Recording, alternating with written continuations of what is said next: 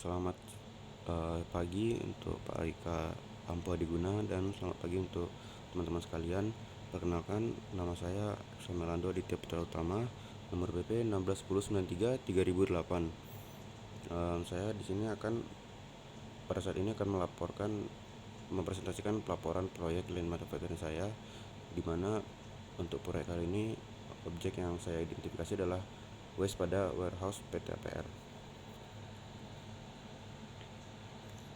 Untuk daftar isi yang pada presentasi saya kali ini adalah deskripsi objek studi, perumusan masalah, dan timetable dari proyek saya sendiri.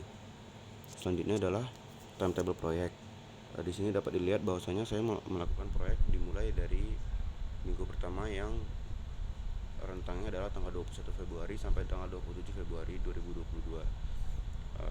Di minggu pertama ini saya melakukan studi literatur tentang lean manufacturing.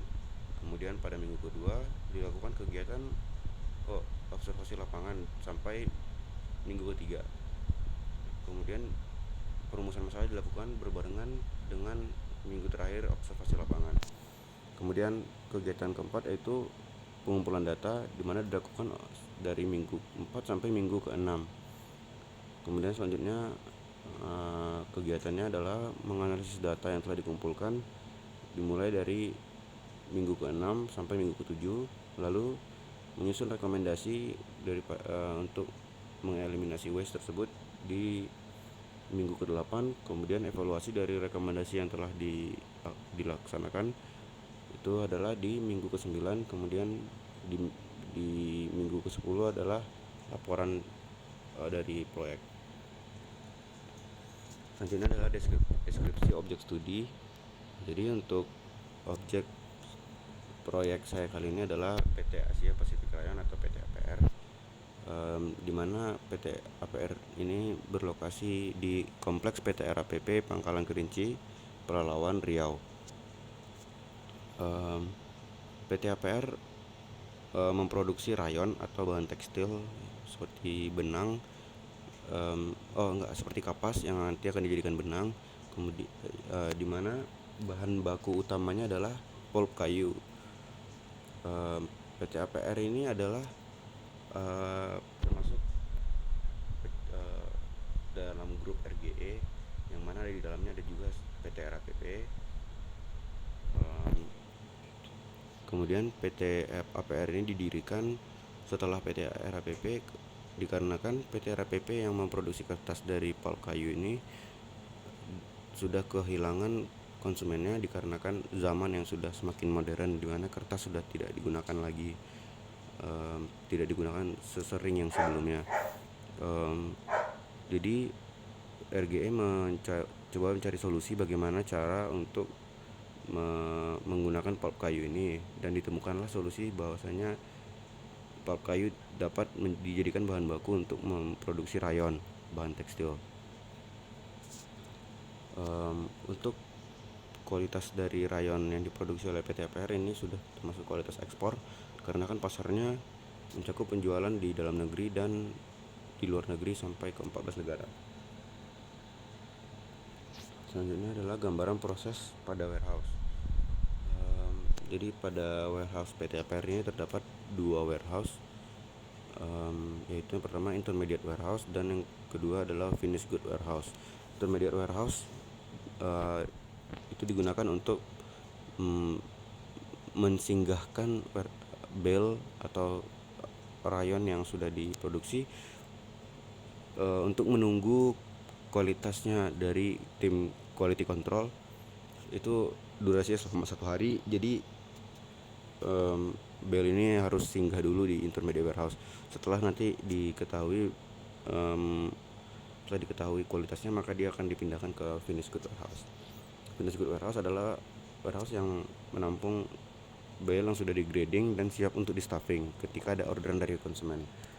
Nah, untuk prosesnya yang pertama itu adalah pemindahan rayon dari baling press ke intermediate warehouse. Jadi dari baling press ini rayon itu dimasukin ke dalam package, kemudian di press sehingga menjadi bale, satu package begitu. lalu itu dipindahkan ke intermediate warehouse. Lalu setelah sampai di intermediate warehouse, bale tersebut di scan barcode-nya untuk merekam di mana posisinya di sistem. Kemudian bale itu ditunggu selama 1 hari sampai keluar grade-nya, lalu barulah bale tersebut dipindahkan ke warehouse finished goods. Kemudian di warehouse finished goods juga bale kembali di scan lagi untuk mengetahui untuk memperbarui lokasinya di sistem. Dan setelah nantinya dapat order dari konsumen, barulah dilakukan namanya proses stuffing, yaitu memasukkan bale ke dalam kontainer untuk nantinya di-ship melalui kapal atau truk. Tapi sebelum melakukan proses stuffing, bale tersebut harus di scan kembali untuk mengupdate keadaannya di dalam sistem, sehingga dia sudah dinyatakan tidak ada lagi dalam gudang. Kemudian untuk proses ini ada juga proses lain, yaitu proses cycle counting atau scan berkala. Itu dilakukan untuk mengupdate terus menerus bale yang belum bergerak dan slow moving. Selanjutnya adalah perumusan masalah.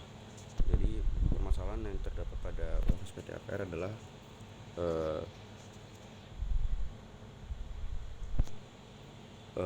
warehouse PT APR harus meningkatkan proses staffingnya untuk mencapai target, di mana proses staffing yang sekarang ini hanyalah 639 ton per hari, di mana targetnya adalah 700 ton per hari.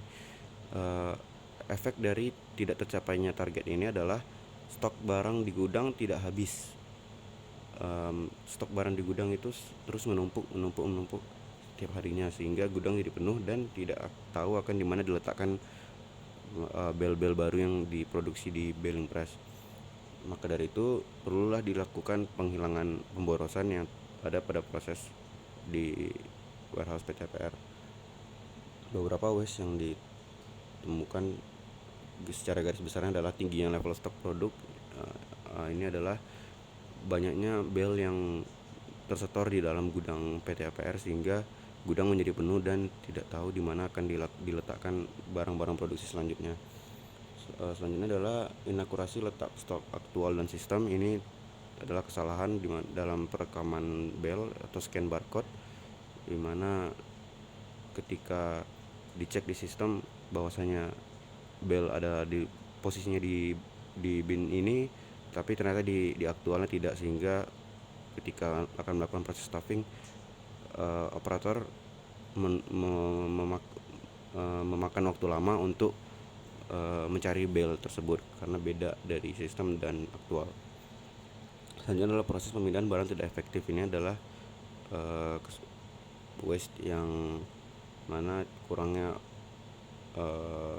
supervisor untuk proses pemindahan barang melakukan forklift.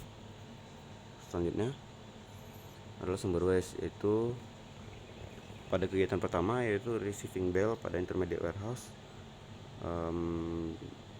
dimana di situ dilakukan pemindahan bale dari baling press ke intermediate warehouse, scanning bale untuk merekam posisi bale dan masukkannya ke dalam sistem, kemudian menunggu proses grading. Untuk waste-nya adalah tidak ada garis pembatas bin, sehingga lokasi bin tidak rapi dan jelas. Ini menyebabkan penyimpanan bale itu tidak teratur, jadi tidak rapi. Kemudian menyimpan bale tidak sesuai urutan produksi dikarenakan tidak adanya bin marking dan tidak ada SOP untuk meletakkan bale atau menyusun bale. Jadinya bale disusun secara asal-asalan saja, tidak sesuai urutan produksinya, yang mana kalau dilakukan secara urutan produksi akan lebih mudah mensortirnya sebelum dipindahkan ke finished good. Selanjutnya adalah barcode bermasalah. Ini adalah masalah yang ditemukan di mana kadang-kadang barcode tidak ada ditempel di bale, dan terkadang barcode tersebut tidak dapat di-scan oleh mesin scan. Selanjutnya adalah tidak ada penomoran bin, sehingga bin tidak jelas ini nomor berapa. Jikalau ada nomor bin, maka akan lebih mudah dalam memberitahu lokasi bale tersebut ada di mana. Selanjutnya adalah receiving bale pada finished good warehouse, mana kegiatan-kegiatannya adalah memindahkan bale dari intermediate warehouse ke finished good warehouse, lalu scanning bell untuk merekam posisi bell, lalu scanning berkala untuk memperbarui posisi bell atau yang slow moving atau cycle count. Pemborosannya kurang lebih ada yang sama dengan di intermediate warehouse, yaitu tidak ada garis pembatas bin sehingga lokasi bin tidak rapi dan jelas. Lalu tidak ada standar untuk penempatan bell di finished good warehouse. Apakah dia akan disusun sesuai urutan produksi, apakah dia akan disimpan sesuai urutan sesuai cuttingnya, sesuai gradingnya, dan spesifikasi lainnya. Jikalau bell sesuai pengelompokan yang bagus, maka akan lebih mudah mencarinya sebelum di stuffing. Selanjutnya adalah masalah barcode, sama seperti di intermediate warehouse. Lalu tidak ada penomoran bin, sama seperti di intermediate warehouse. Lalu ada ways di mana kurang pengawasan bel masuk dan keluar dari satu bin yang menyebabkan ketika dipindahkan ternyata bel tersebut tidak di-scan lagi, sehingga lokasinya direkam di sistem tidak sama dengan lokasinya di aktual. Itulah yang akan menyebabkan operator kelamaan dalam mencari bel yang akan di stuffing. Selanjutnya adalah kurang pengawasan tim leader untuk proses cycle count. Ini juga menyebabkan pemborosan, dimana tidak akuratnya rekaman data aktual dan rekaman data yang ada di sistem. Baiklah, itu saja yang dapat saya sampaikan pada pagi hari ini. Apabila saya ada salah, mohon dimaafkan. Terima kasih atas perhatiannya. Selamat pagi Bapak dan teman-teman.